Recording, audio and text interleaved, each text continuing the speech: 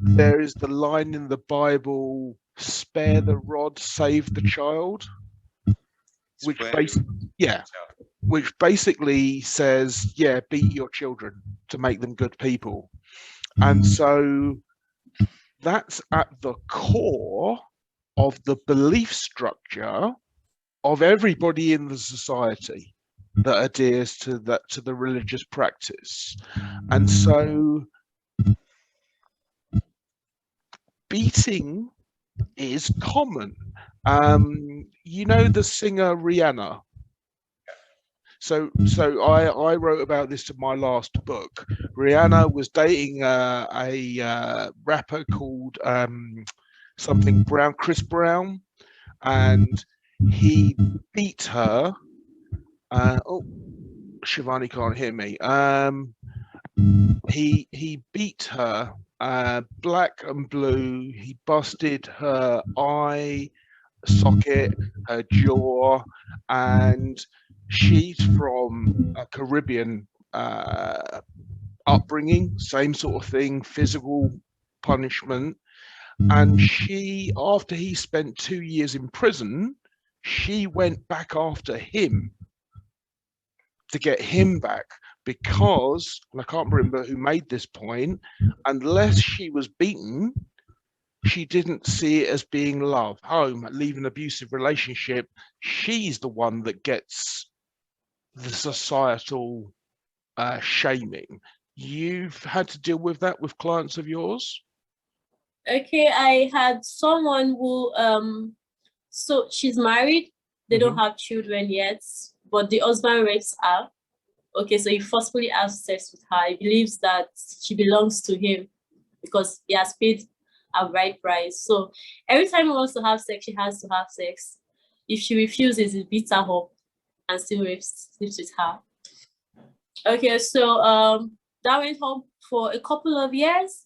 Okay, like you mentioned, we are very religious in this part of the world. Okay, so you know, she kept holding it in, praying for him, hoping that one day he would see the light and stop beating her, you know, and all that. And it went on for years. I think about 2 times she lost pregnancy because of that. Okay, and he wasn't even taking responsibility. He was still hanging it on her that she wasn't fertile enough to give him children. You know, and it went on for years. Finally, she summoned courage, reported him to I think people in the church. And you know, instead of telling her get out of that marriage, they're like, you know, you have to forgive your husband, it's the devil's handwork, you know, you have to help him go through this, help him come out a better man. You know, she stayed for another 1 or 2 years until she realized that, okay, thankfully she had a very supportive family. So by the time our family members got to know what was happening, because everybody was bothered.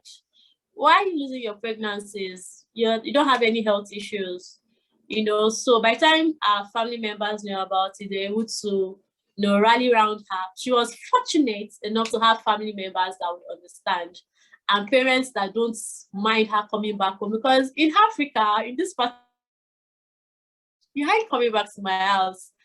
Okay, so that's another thing. So imagine a woman that has been dependent on her husband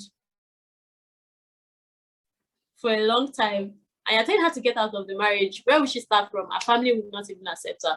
Okay, right. For this lady, she was able to leave because she has a family that were willing to take her back in, you know, and there have been different cases like that.